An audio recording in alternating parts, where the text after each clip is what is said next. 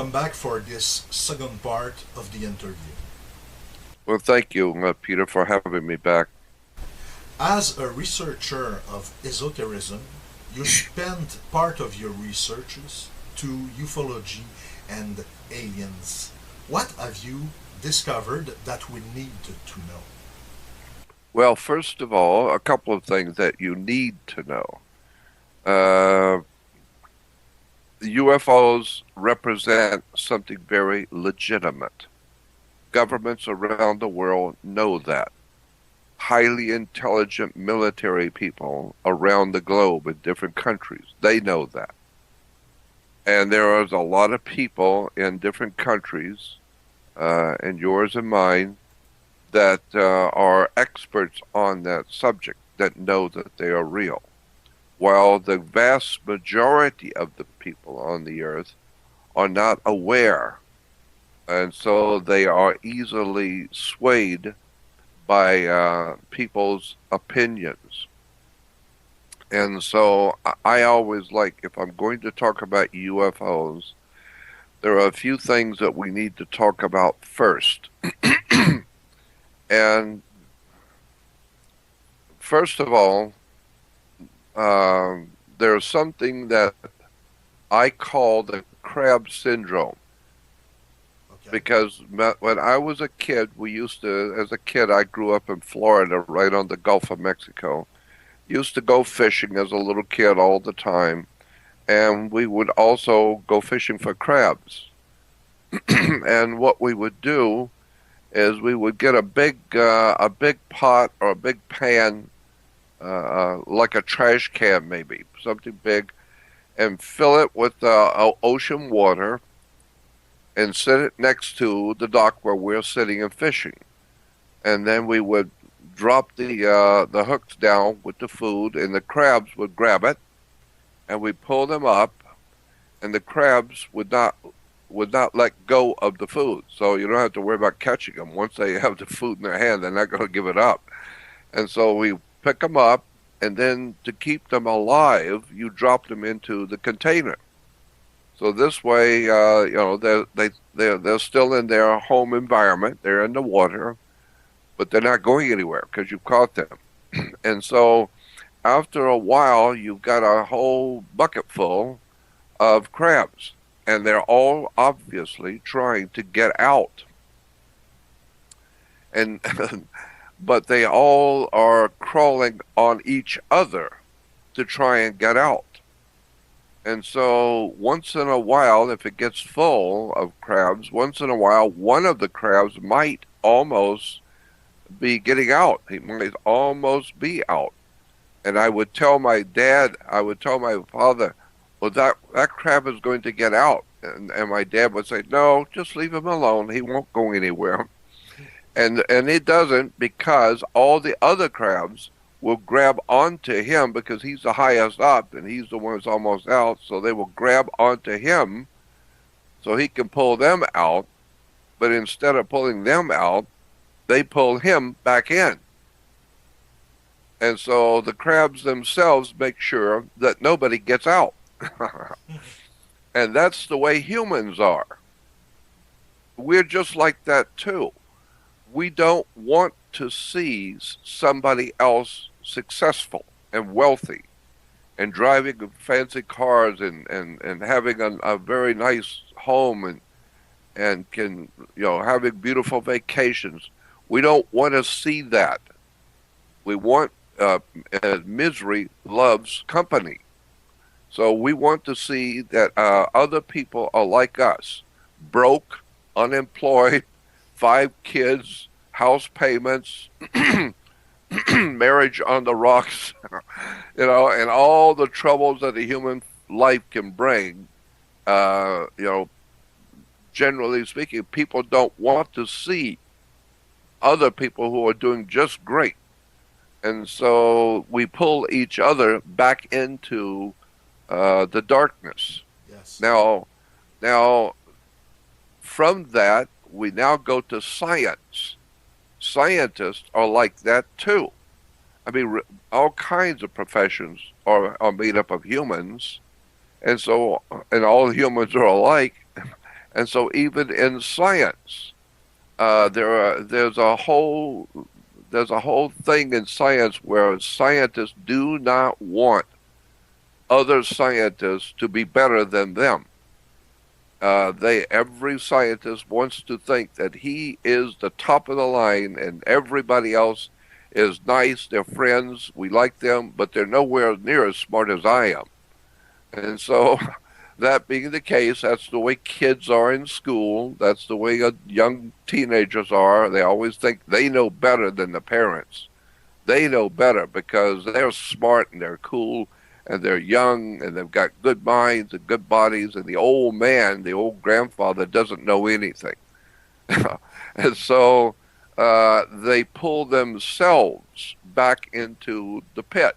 You know, once in a while you'll find a teenager or a scientist, or it doesn't apply to every single human, but once in a while you'll find a person who's either an adult, a scientist, or a writer, or a philosopher, or whatever, that is humble enough to say, wow, that's interesting. I want to know more about that. I never knew that. And talking to another scientist or talking to somebody who's got knowledge about something you don't have, and if you're humble enough, then you will not dismiss what that person is saying because you're obviously far more educated than him.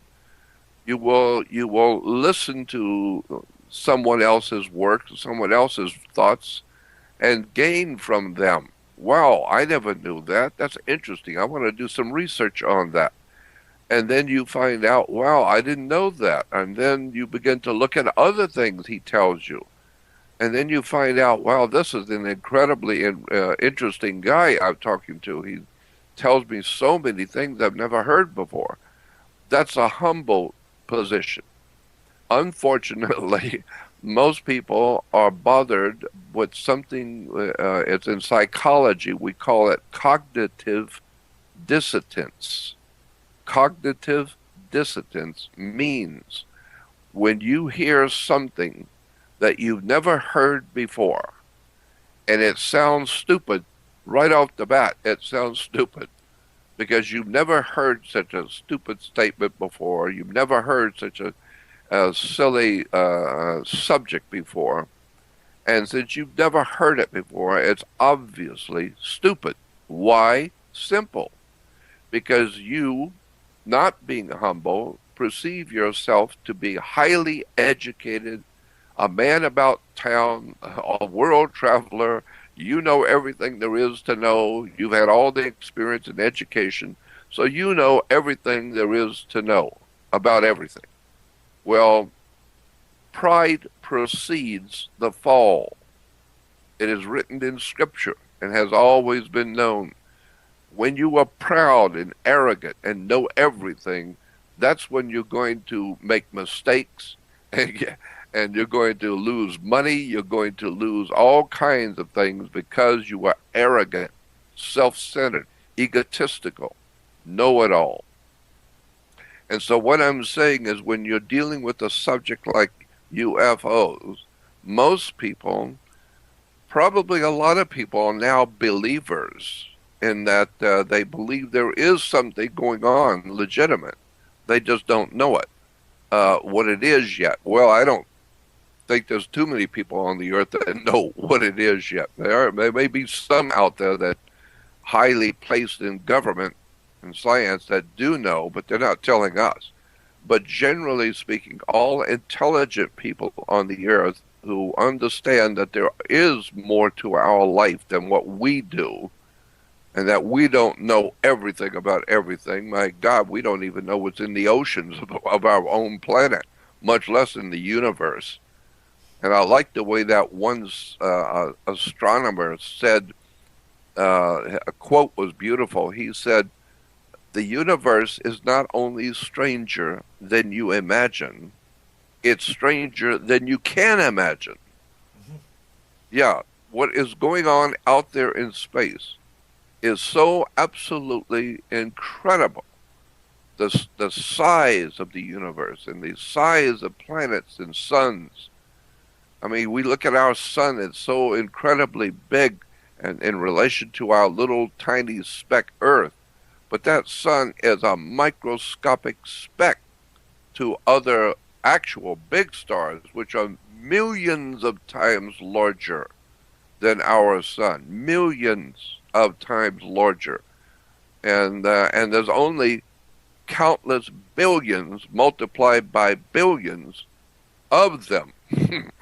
When you start looking into deep space and seeing the billions multiplied by billions of galaxies and suns which dwarf our galaxy, it's just mind-boggling when you begin to look at the world for the first time as a humble, intelligent person investigating the truth of the life we live, instead of acting like you know everything.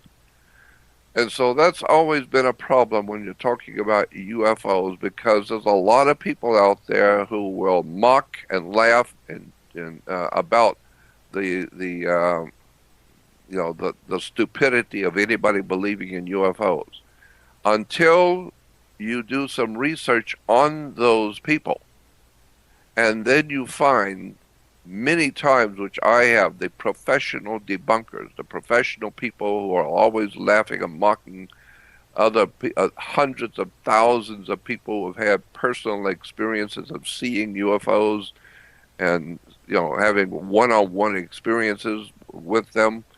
And then you have these professionals, people who come in and they laugh and say, "Oh, no, it was just a shooting star. It was just Venus. There's nothing to it," and they laugh and mock it. Then you find out, no, these people are hired and make their money working for the CIA, the Central Intelligence Agency, or the NSA, National Security Administration, or the other 25 or 30 alphabet agencies in America or around the world, especially in America. And so you begin to see, no, there is an actually well-financed, highly intelligent debunking going on to put people's minds at rest, that there's nothing out there to worry about, everything's under control. President Obama's got everything under control and everything's just fine. Unless, of course, you have a high school education and are blessed with a brain, and you'll know, no, there is nothing just fine. The world is marching itself to world wars again. There's violence all over the earth with murders and butchering people all over the earth, and drug addiction and wars and violence, families breaking up. The whole world is falling apart, and it don't matter what Mr.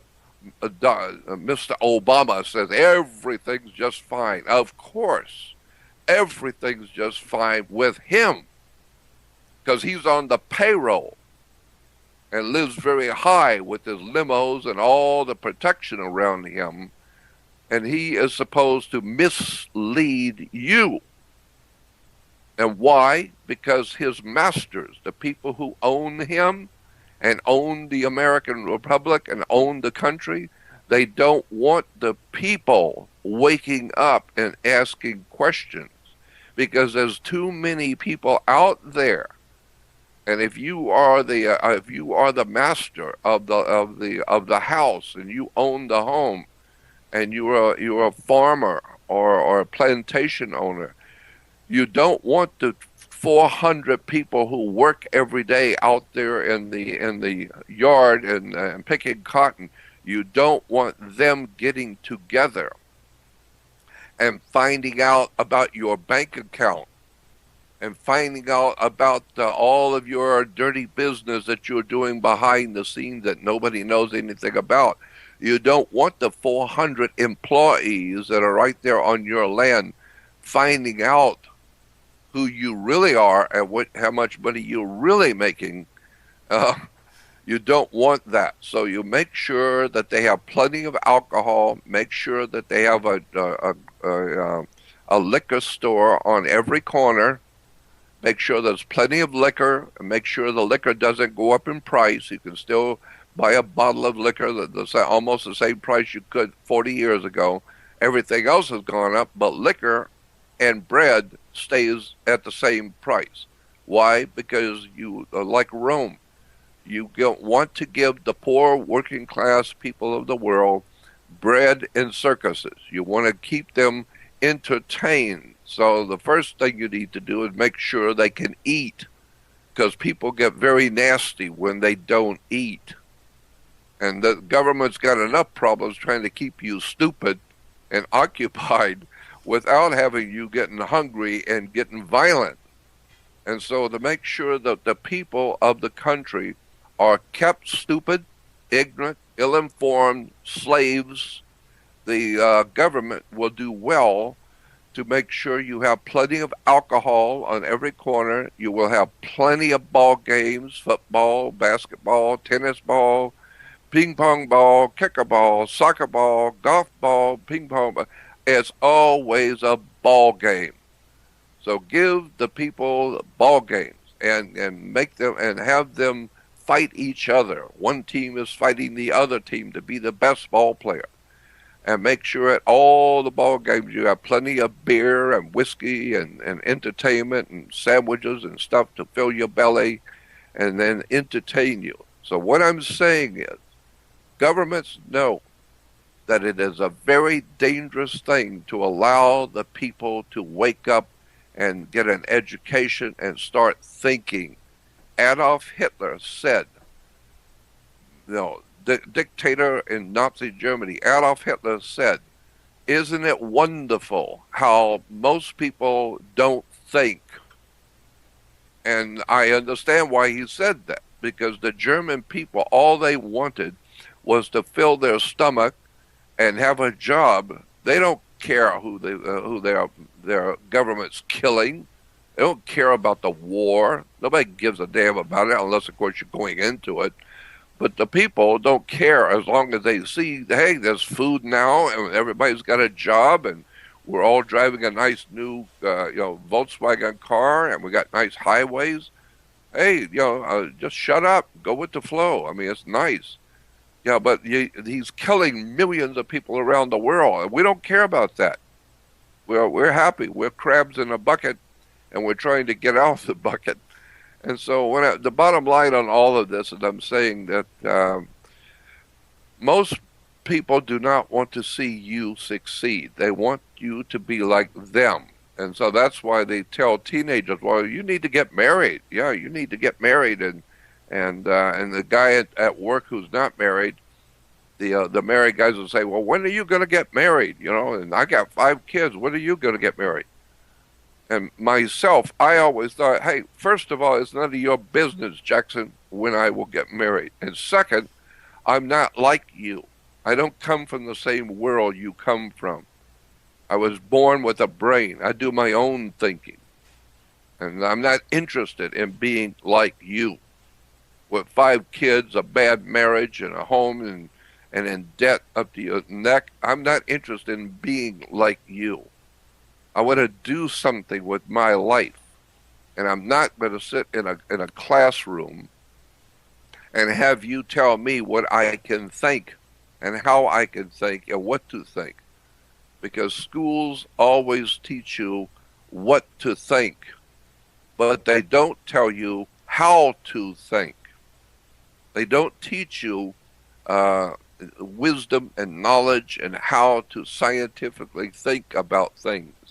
They just have books. You read the book, you answer the question, and you get a passing grade, and with that you get a degree, and now that degree is called a work permit, and now you can go out and get a job because you have you answered all the questions correctly, and so now you have the whole truth. What you don't realize is that the country you live in and the system that you live under has been around for hundreds of years. And even in Canada, like America, it has a history going back a couple of 100 years ago. You need to know about what's going on between the French and the English people. in North America. You need to know about the wars and the violence between races of people, and how the government has survived and come to be what it is today. So all of this I'm saying is that most people dealing with UFO subjects, it's called cognitive dissonance. If I'm telling you something that's absolutely true and provable, but you've never heard it before, you're probably going to think it's stupid. Well, my feeling about that is this. If you're supposed to understand something, if you're supposed to get it, then you will. And if you're not supposed to get it, then you won't. So I don't care if people believe me or not. It's nothing to me one way or the other. I'll just tell you what the truth is that I have seen with my own eyes and can testify to it in a court. But I don't care if you believe me or not. I don't care if you understand it or not. And when you come to the word understanding, I may have said this before, but I'm going to say it again. To the word understanding, the way to grasp what that means is this. Suppose you have a two-story building. You own a two-story building, and you're going to put a lot of weight, like printing presses and automobiles and whatever. You're going to put a lot of weight on the second floor as a museum or something. Well, the smart thing to do would be, of course, first of all, get a building inspector and go downstairs and go on a ladder and remove the ceiling tiles downstairs and look at the foundation of that floor and see if it's going to hold that kind of weight before you go putting weight on that second floor. So what you're doing is you're standing under the platform you're going to build on. So you're standing under to get understanding. That's where the word understand came from. You stand under the subject and see the basis for it. So that's when you begin to say, well, maybe there is something to,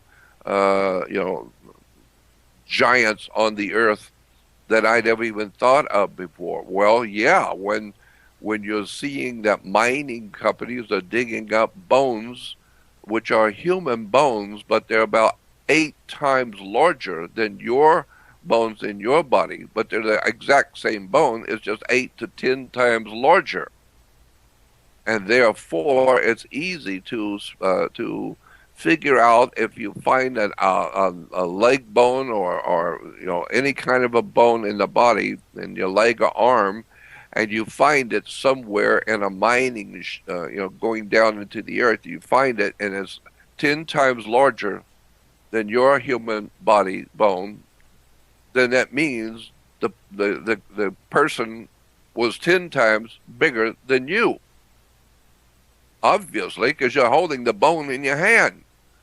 And so, it's going to be very difficult to have cognitive dissonance when you're sitting there looking at a human bone which is 10 times bigger than yours. So obviously, somebody was here 10 times bigger than you were a long time ago. And so the whole subject, and that's why I wanted to preface this whole subject of UFOs with the obvious that people need to realize, just because you're hearing something that you've never heard before, it doesn't mean it's not true or that it's stupid. It doesn't mean that you're superior because you've never heard it before, and obviously if it was important, you would have heard it. Obviously not. Governments keep secrets all the time. Your government is keeping all kinds of secrets that you don't know about, and that's why they are the government and you're not. They know what's going on. We have something in America called the intelligence agencies, CIA, which is a Central Intelligence Agency. Why? Because like all other governments, America is not interested in what its experts believe. In America, we don't care about what this expert or that person believes. We want to know. Period. Bottom line. We will tap the phones. We will tap anywhere. We will do whatever it is we need to do to find out the real truth about who this person is, or that person is, or what this company is. We have a central intelligence agency, and they deal with things, with subjects and people, and all kinds of nefarious ways of checking on you to see where you go and who you meet, etc. And your government too. Why? Because they don't want to believe that you're a nice guy. They want to find out for damn sure who you are at the airports and trains and anything else. They want to know what you're doing. And so that's the way I have always looked at things. I don't care what other people think about different subjects. I want to know. And we've talked about that before in the last show, I think, where I said that if you go to a new church, Christian, you go to a new church, and the people there in that church don't know you, they will say to you things like, "Oh, are you a believer? And how long have you been a believer?" That's what Christians are referred to among themselves as believers. There are radio shows and TV shows, the Believer's House of Faith and the Believer's Hour of Faith. And so they're calling each other believers. Well, that word believer implies you don't know anything. You believe. So we can't use you in a trial. We can't, if it's a federal trial and a man's life is hanging in the balance, we're not going to have you come in because you believe that he's guilty. We don't want that. We want to know. We're going to have cross-examination, and you better be right in what you're saying, because the other side's going to pick it apart scientifically to prove you don't know what you're talking about. So again, I'm prefacing all of my comments about UFOs with general knowledge about how the world works. So when you talk about UFOs, understand they are real. There is a legitimate subject of UFOs and extraterrestrials. Of that, there is no doubt. And, that, now once you have established in your mind that UFOs are real, you may not know what they are. You may not know where they've come from. They may have come from outer space. They may have come from under the earth. I don't know. Wherever, pick a place. But they're here. That's the main thing. Now, who are they and what are they doing here, and what is the ultimate, at the end of the day, what's the ultimate reason why they're here? I don't know, and I've talked to very highly placed military people in my world that I live in, and they will tell me, "Yeah, you're right. We know. We've caught them. We know. We have these aliens. We've had some of them who are alive and some who have died. We don't know exactly. They tell us we've learned how to communicate with certain ones, and they will tell us where they're from, and they will answer our questions the best they can, the way we talk as opposed to the way they communicate.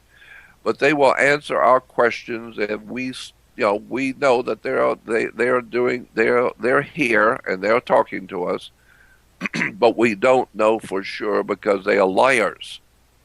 It's like you in the military, and if you're behind enemy lines and they catch you, they're going to question you. You know as well as I do. You're not going to tell them the truth. You're going to tell them whatever they want to hear, but do it in such a way that you don't give away your government and your fellow soldiers. So that's the way the scientists are, and that's the way people are. You're not going to tell the real truth. And so that's why the military people I know that I've talked to, and some of them are very high up that you wouldn't imagine that I would even know. And they have told me, yeah, we know where they say they've come from. We don't know for sure. We know that they are not here to hurt us, or at least that's what they're saying. But we don't know. We're watching them. And so all I would say about UFOs is I have personally with other people, had personal one-on-one experiences with extraterrestrial life and UFOs. I have been privileged in my life to be in the company of extraordinary scientists, physicists, astro and plasma physicists who have had one-on-one experiences with extraterrestrials. So there's no doubt in my mind UFOs are real and their inhabitants, obviously, if they are some kind of a craft that implies somebody made them. And if somebody made them, they don't necessarily have to look like you. You know, they're intelligent. They operate the way they do. They may not do it the way you do it, but then, of course, they're a lot smarter than you. That's why you haven't gone out 100 light years from the Earth and gone to some other planet. But they have. They've come here, which right off the bat shows they're smarter than you are. They're smarter than your whole government is. Your whole government, with all the best minds working on it, don't even know where these people have come from. We don't even know where these creatures have come from or how they. We're trying to back study, back engineer their craft to figure out how these things work. How in the world can aliens or entities from other worlds come here? From hundreds of millions of miles away. How in the world could they do that? I mean, we're proud to show ourselves that we can get off the Earth and put a satellite up. Yeah, but that's nothing like going from one universe or galaxy to another. You're just going over the Earth. That's big and impressive to us. But if there are alien life forms who are coming here from other universes out there in the great expanse of the heavens, then you better back off and think about this. They may be very, very powerful and very, very sly and are lying to you just as we would if we went into, a white man when he went into Borneo and New Guinea and all of these ancient places in the South Pacific and whatever. The people there, the native people there, saw the Americans come in with big planes during the Second World War and have plenty of food, and they don't look like the natives. They're dressed differently. They're different color. They have high technology, lasers and televisions and all kinds of bombs and armaments. And the people in the forest in the jungle see these Americans and these Europeans and think they're gods from another world. Well, in point of fact, yeah, we're not gods. We're just smarter than you are. And we are from a different world. Yeah, I'm from America. You never heard of it, and don't worry about it. But and so it very well could be that there are aliens coming here from other places, and there's a lot of science to back that up. And there's a lot of very important people in the world who have been given the job of studying this subject and studying who they are, these extraterrestrials are, and how they got here, and to study their craft. And all of that is just a beginning to the subject of the UFO. It's something that is so important, but it has been kept under wraps for so long. Obviously, here's two good reasons why the government would not want you knowing about the subject at all and would laugh and mock you. Here are two very good reasons. One is that the one institution on the earth that causes people to be able to live together, because we're just humans, and we're it's a gang. You got the Canadian gang that's against the American gang. And we, as a gang, love each other, so we are against the German gang and the Russian gang, but the Chinese are dear friends with the Russian gang, and so the bottom line is we're humans. We're just animals like any other animal. Excuse me. And we travel in packs. And we always, always looking at the other side and the other group as evil. So the bottom line is there are extraterrestrial life here. They are here. Um, Science, government has some of them right now alive. Um, it's extraordinary how much the governments of this world know that they've never told you. Let me give you another example of how pervasive this thing really is. Steven Spielberg has made so many movies about extraterrestrials and aliens. Why? Logic alone would tell you that Steven Spielberg is a lot of things, but stupid is not one of them. Ignorance and stupidity is not one. He's obviously a very bright guy, and he's not going to spend his time, his life, the money in Hollywood to produce nonsense. He's above that. He has said in his own words, I heard him say in an interview once, I don't make movies to entertain people. That's not what I'm doing. I make motion pictures as comments on social subjects. I'm commenting on the reality of certain subjects of war. I make movies about that, telling you what it's really like. On racism, I make movies about that, what it's really like. And UFOs, I'm telling you what it's really like. And so it's not just entertaining. My question is, can you imagine how much money it would cost if you were going to finance Steven Spielberg and George Lucas to make a 2.5 hour movie? Have you any idea how much that would cost? Because they're going to go all over the world, and they're going to have the best of the best on the earth, period. But they're going to produce the best of the best. And so it's going to cost money, because it takes money to make money. So have you any idea how many millions of dollars it's going to cost you, in the hundreds of millions? It's going to cost you to do the Star Wars series or the Indiana Jones series. Have you even an idea about how much money Spielberg and Lucas are going to be spending to make these movies? Well, think about this.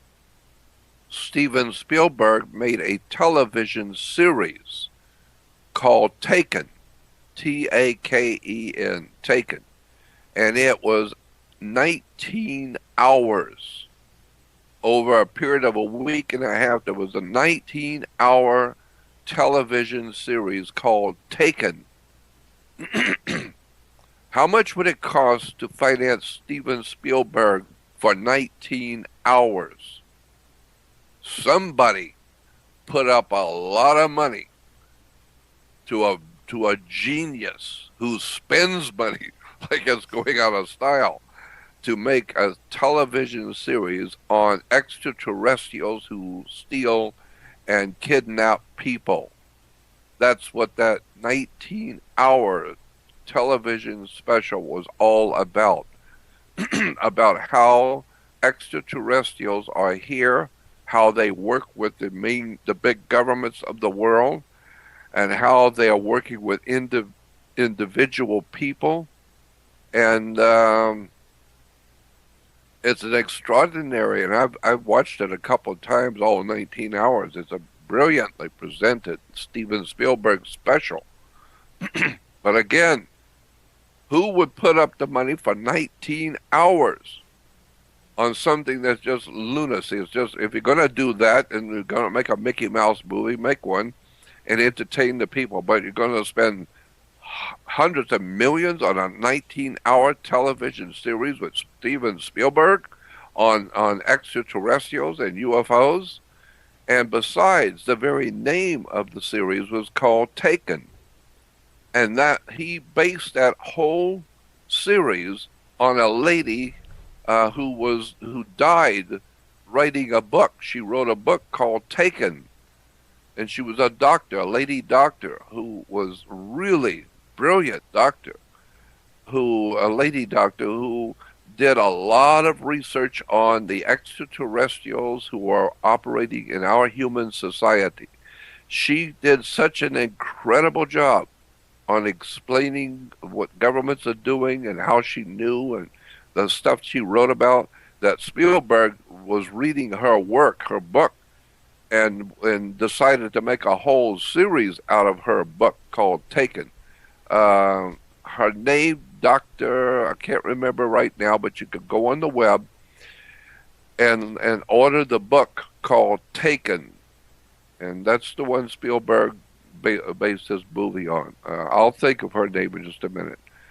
But anyway, she wrote about the fact that extraterrestrials are here, and I was going to say, and I need to get back to it, that there are two major reasons why the government does not want you knowing anything. Because the government, there's a word for government. I don't remember exactly how it's spelled. I've got it written down. It's called parent patria, or something like that. Parent patria. It's a word used in law. So lawyers will probably know what I'm talking about. They hear me. Parent patria is a word that is used for government in the Western world. In the Western civilization, we call government parent patria, or however how you pronounce it correctly.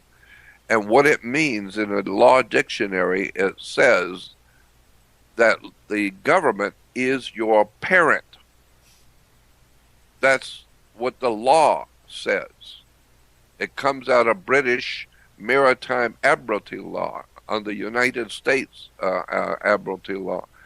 The bottom line is that the government is your parent.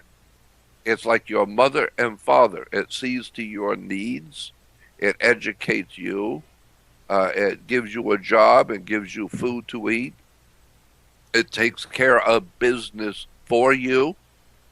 And so, but the government being a parent, which is a term in law, means that they are in control, not you. You're 4 years old. They're adults. And so they know that you need to be fed, so they will feed you. They know that you want a bicycle, so they'll get you a bicycle. They know that you need to go to school, they'll send you to school, but they'll do it their way, not yours. They are in control, not you. And so they also are not going to let you watch certain movies or certain things or hear certain things because you're a child and you don't need to hear what the adults are talking about. So you go out and play ball, and anything you need to know, we'll let you know. So you just have fun and go play ball and drink your beer and watch a basketball game. And that's all you need to know, because the governments are your parents. And so there's a PTA, a Parents Teachers Association, and it's a big club, and you ain't in it. You're the kid. And so you are not in the big club. And so the government is not telling you everything. They will tell you only that what you need to know. So I guess all of this being said is a prelude to looking at the subject of the UFO. You need to understand that you don't know everything there is to know about everything, and you are looking for trouble when you are self-centered, egotistical, pompous, and arrogant, and you know everything there is to know about everything. Because like I said, even the scriptures in the Bible said that pride precedes the fall. And so I've said so many times to my professional friends, do you know how many airline pilots have lost their ass on the stock market? They have lost tremendous amounts of money on the stock market. Yeah, but these are brilliant men who are airline captains who fly, big commercial airliners, and they're very highly educated and very protected. But they've lost a lot of money on the stock market.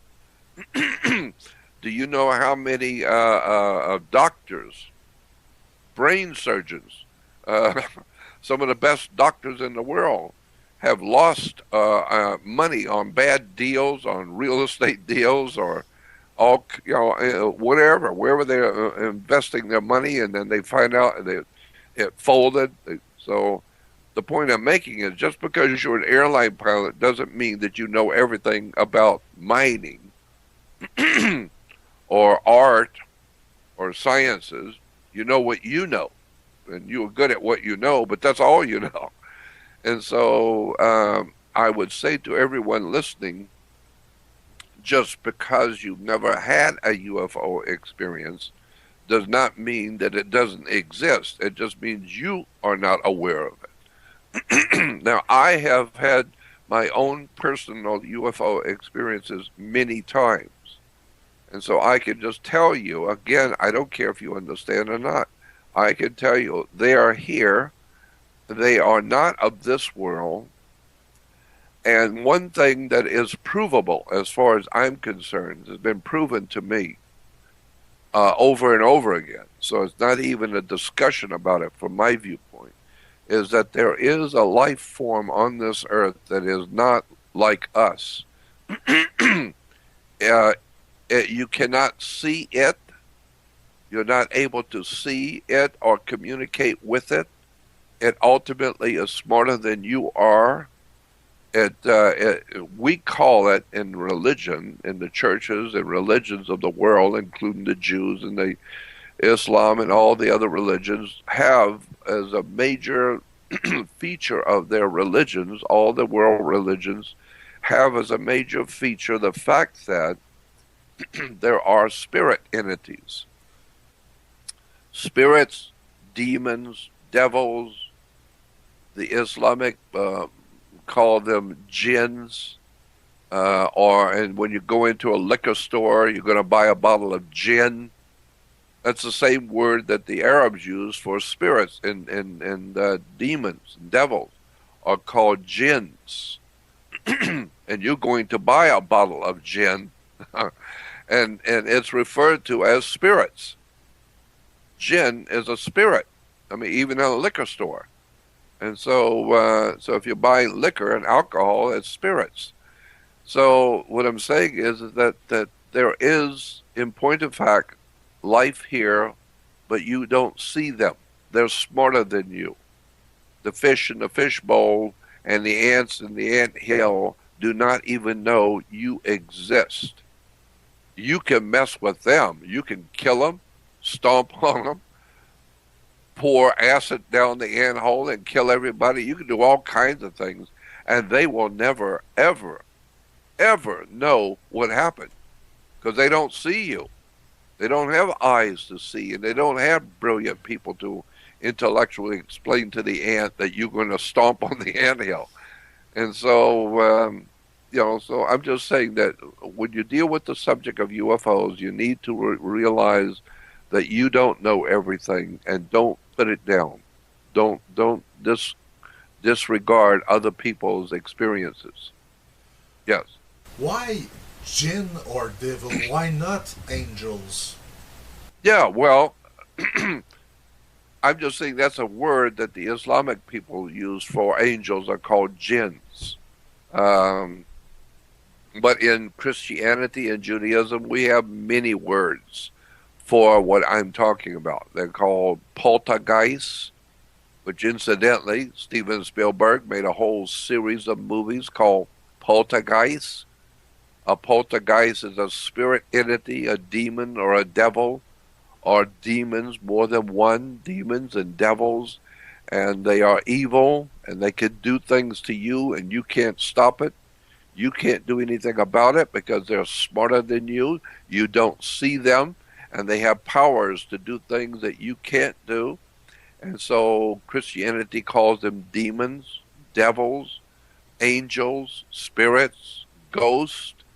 Then there's another whole subject that we could get into that's really interesting in that respect, and that is the sons of God. The Bible talks about the sons of God. Well, Anyone who has studied the subject knows sons of God are not angels. They're not demons. They're not devils or poltergeists or spirits at all. They are actual living physical beings.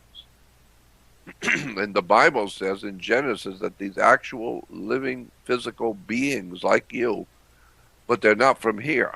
They're called sons of God. And we're told in the Bible, in Genesis 1, if Christians and Jews are listening, we're told there that the gods, well, let me go back and lay a foundation for this point. In the book of Genesis 1:1, you read in the English Bible, in the beginning, God created the heavens and the earth. In the beginning, God created the heavens and the earth. Well, that's not exactly what it says in Hebrew. It doesn't say that exactly. What it says in Hebrew is, in the beginning, Elohim created the heavens and the earth. Because in Hebrew, God is translated for us as El, E-L. So the word El is God in Hebrew, one of the main words for God. Now, there are different, depending on what God you're talking about, or different translations of the word. There are many. But I'm saying the general point is that the word El in Hebrew is God. But that's not the word that was used in the Hebrew Bible. It's not El. It says, in the beginning, God created the heavens and the earth. Well, look up the word in Hebrew for God, and you will see it's Elohim, not El. That's a different word. Elohim, the idea of putting Elohim on the end of the word Elohim, it's a plural. It means more than one. And in English, if you have a car, spelled C-A-R, but if you put an S on the end of it, now it means more than one. You have cars. Well, in Hebrew, El is God, but Elohim is a plural, meaning more than one God. And so in the beginning, correctly stated, correctly understood, the scripture says, in the beginning, the gods made the heavens and the earth. And this is why when Moses was being given the 10 Commandments, God says to Moses, and writes in the 10 Commandments, I am the Lord your God, and thou shalt not have strange gods before me. But wait a minute. Go back and read it slowly. I am the Lord your God. Not the only God in the universe. No, I am the Lord your God. And I shall not have strange gods before me. What that is saying is that there is a personal God that the Hebrews picked. And so I am the Lord your God. Not the God of the Hindus. I'm not the God of the Africans. I am the Lord your God, the one you chose. And I don't want any of the other gods occupying my space. Well, I mean, that's what the guys tell the girls when they're going steady. Yeah, you know a lot of guys, but I better not catch you with one of them. We have a deal here. I'm your man and you are mine. So don't be messing around with other men. Well, it's the same thing God is saying. There are many gods, but I'm the one you pick. So I'm the Lord your God. And I will not have you messing around with any of the other gods. And so now we establish that there's more than one God, and they're all equal. And well, then that would explain later on when God is creating Adam and Eve, the scripture says, I didn't say it, the scripture says, God said, or the gods plural, the gods said, come let us make man in our image after our likeness. Come, let us. Who's us? Well, there's only one God. I don't think so. You better go back and read it correctly. It doesn't say El in Genesis 1. It says Genesis 1:1. It says Elohim. More than one God, and they're equal. And so when it says God said, or the gods said, "Come, let us make man in our image after our likeness." What that is saying is that there is a group of gods, and they're talking among themselves, and they're saying, "Hey, let's make a creature that looks like us and has our qualities. We're crazy, so we'll allow him to be crazy. We're powerful, so we'll allow him to be powerful.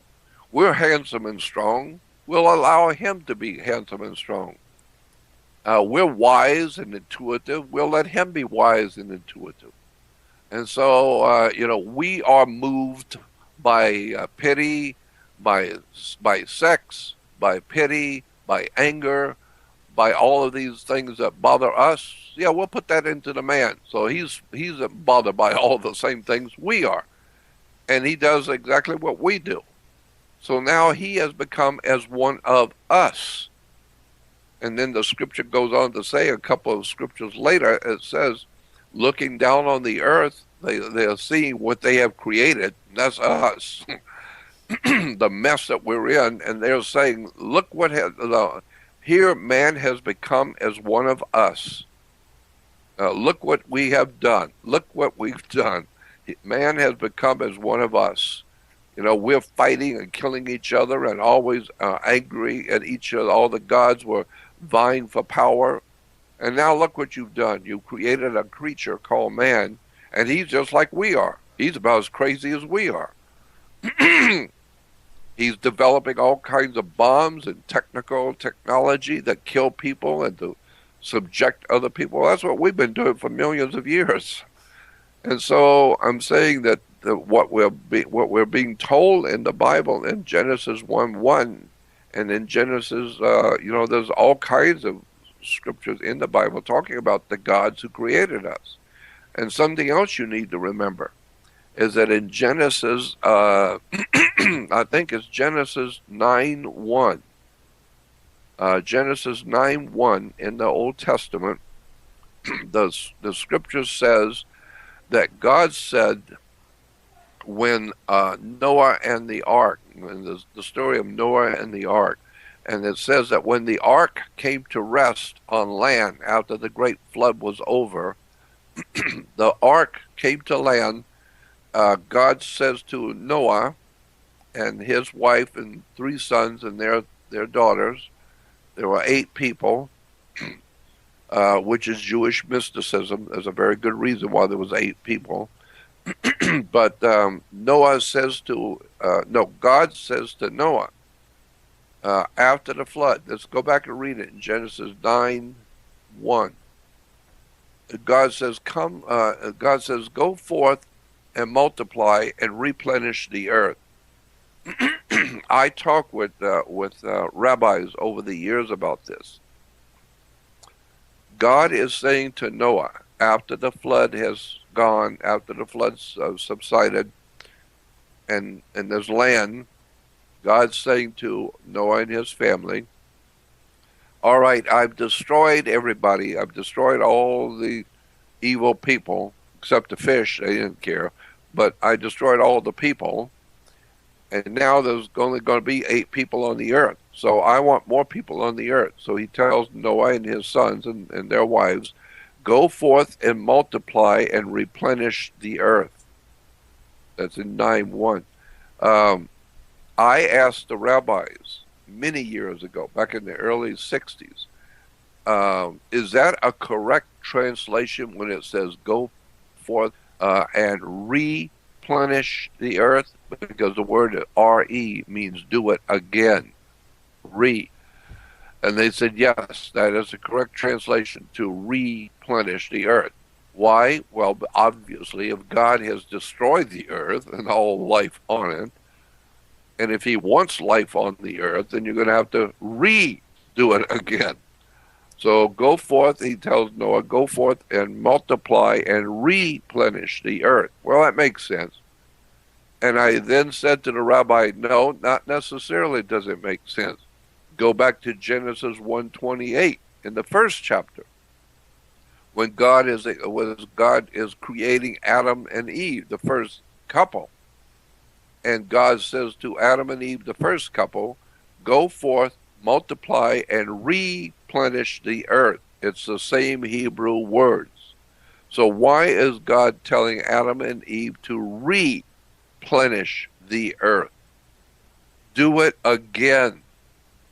Obviously, when the rabbis and I've talked, they said, well, obviously, life has been on this earth for millions of years, and every now and then, the Creator, the gods, the Creator, decides that we have become so confused and so evil and so violent that they have to just get rid of us and start all over again. And so that's where I think that's where we are today. Today we are the most violent, bloodthirsty, ignorant, stupid, self-centered, egotistical, lying, corrupt. I mean, it's everywhere. Corruption is everywhere. Stupidity is everywhere. Ignorance, violence, blacks killing blacks in Africa, whites killing whites in America. People are killing each other, raping and plundering, and thank God we've got drugs and alcohol and heroin and all the other to help us get through the day with all the drugs and the alcohol, because we're insane. We're acting like animals on the earth, and now it's getting worse, as you can tell. And so the Bible is saying that that when God was creating Adam and Eve, he said, replenish the earth. Do it again. Well, that now begins to make sense. That's where what we're talking about is all the ancient temples, incredibly beautiful, enormous temples that are in the ocean of the world. There are huge temples off the coast of Okinawa, out in Japan. Out into the middle of the Pacific Ocean are enormous temples. In the Atlantic, there are pyramids in the Atlantic Ocean off the coast of Cuba. The Cubans and the Americans have taken pictures of these enormous temples. In the Indian Ocean are huge temples that have been found under the ocean. And you've got to ask yourself, what is that all about? Obviously, there are huge temples, and they were made by somebody. And of course, when you have these oil companies drilling for oil, like in the North Sea off the coast of Ireland and England, in the North Sea, which is horribly violent sea, they send their pipes down for the oil. Well, first of all, they got to go all the way down till you hit the ocean floor. Well, that's a couple of miles or whatever it is. Then once you hit the ocean floor, now you've got to turn the pipes automatically and cut into the earth. That's why they have diamond cutters on the other end of the pipe, so that they can cut now into the earth. And so now they're drilling and going down inside the earth, which is on the bottom of the Atlantic Ocean. And of course, the stuff that is coming up through that pipe that they're cutting into is coming up through the pipe, and we are now finding handmade artifacts in the way down under the Atlantic Ocean, handmade artifacts. And I'm thinking to myself, is anybody home? Is anybody listening? Handmade artifacts under the ocean? What does that tell you? Is there something going on about this earth and its history that we don't know? Yeah, I think you better go back and learn that, you haven't got it all yet.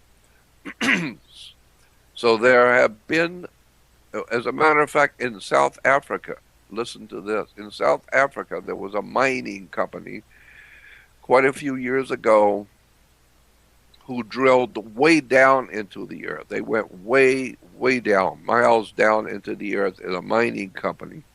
And down at that particular depth of miles and miles down, all of paleontologists around the world agree that at that particular depth, you're talking about strata.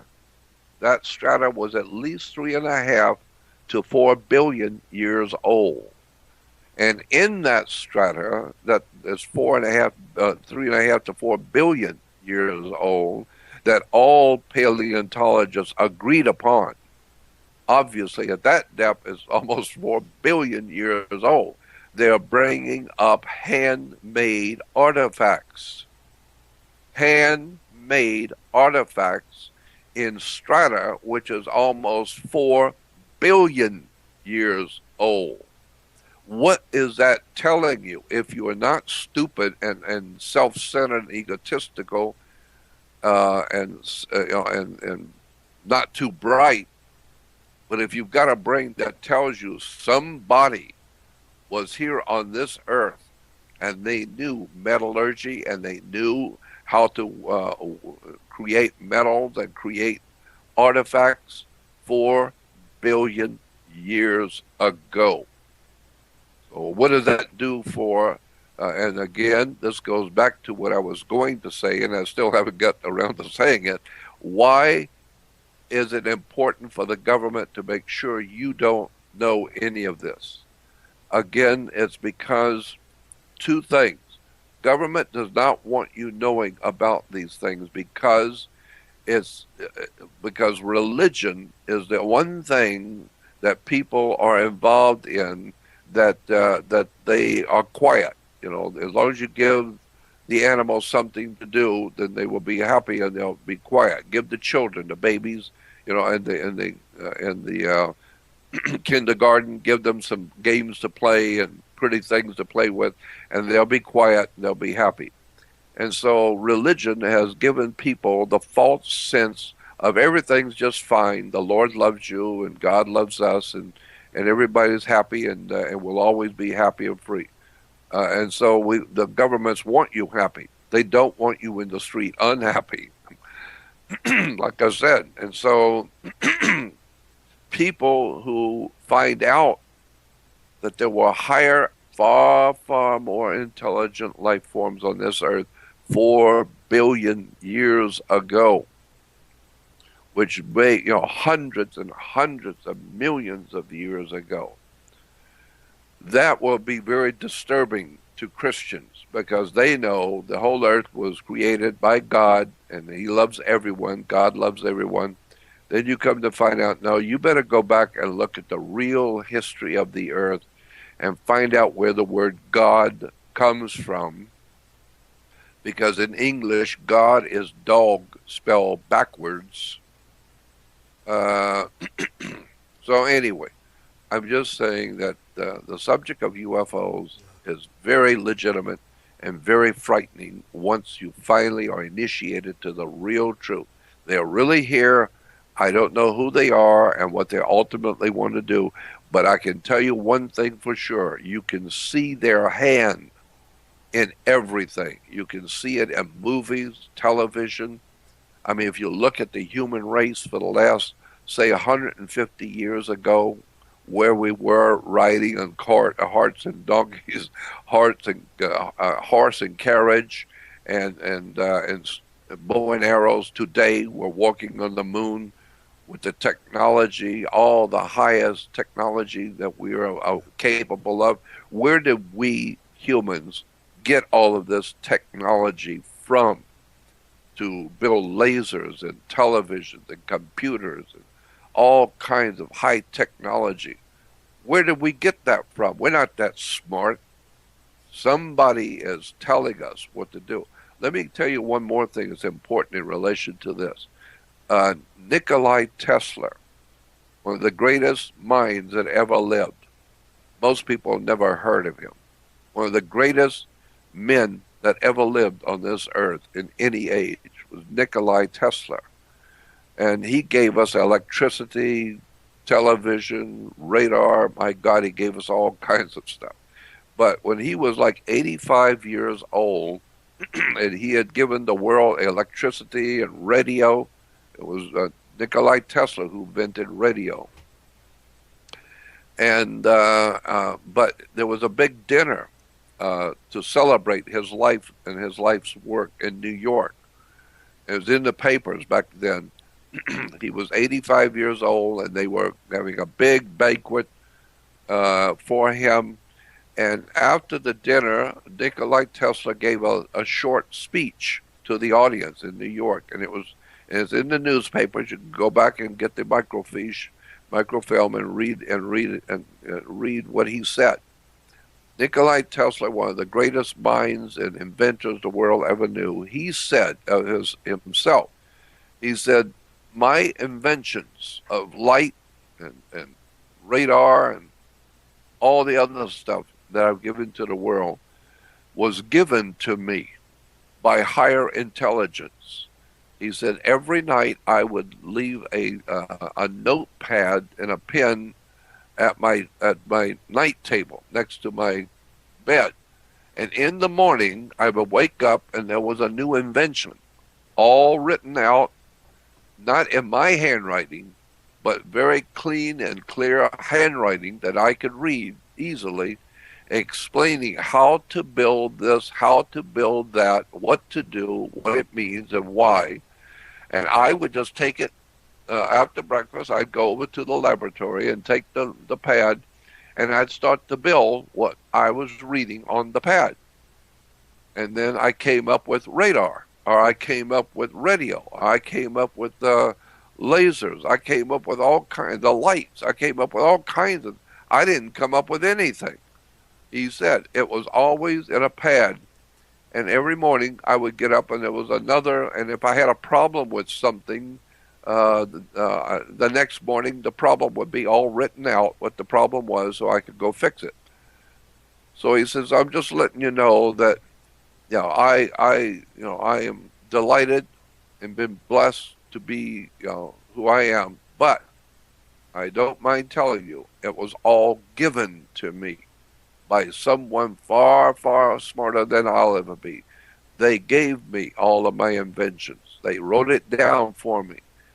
And well, that's why you have television today and radio today and radar and lights and the what do you call it? Alternating currents, computers. It's all Nikolai Tesla's work that we are now happy to use in our modern day, but nobody seems to realize all of this stuff was given to him by somebody while he slept. And that tells me that whoever it is, they're still messing with us today.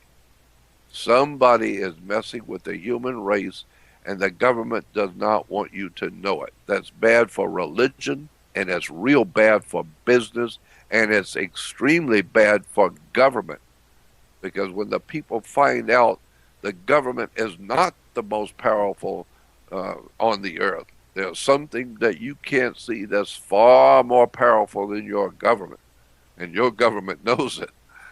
And so, when you find a gang in Chicago and they find out Al Capone is 100 times bigger than you are, well, they don't want their gang knowing too much about what Capone's doing, because he's far, far more powerful than you are. And you want everybody in your gang to think that you're the boss. Well, that's the same thing. Government does not want you to know about UFOs because, first of all, it hurts religion, and it scares the people because they know their government is not the ultimate authority on this earth. And now we got a big problem. So that's why education today is to dumb down the people. Give them plenty of beer, alcohol, lunacy on television, stupidity, and ball games, and everybody will be happy. Nobody will know anything, but everybody will be happy. So that's why I do what I do. I try and educate people to tell them how much they don't know. And being an old man, I talk too much. Like you said before the interview, Jordan Maxwell, ufology and aliens are huge subjects. Oh, enormous. And Enormous. unfortunately, the show isn't 8 hours long. I know. So, Yeah, we'll have to do 8 shows then. so, once more, Jordan Maxwell, thank you so much for your presence today. And Uh, I will contact you soon in yeah. few weeks for the third part of the interview, maybe the last. I'm not sure. Maybe you have. No, no, yeah, it won't be the last one. Believe me, we got plenty of things we could talk about, plenty of stuff.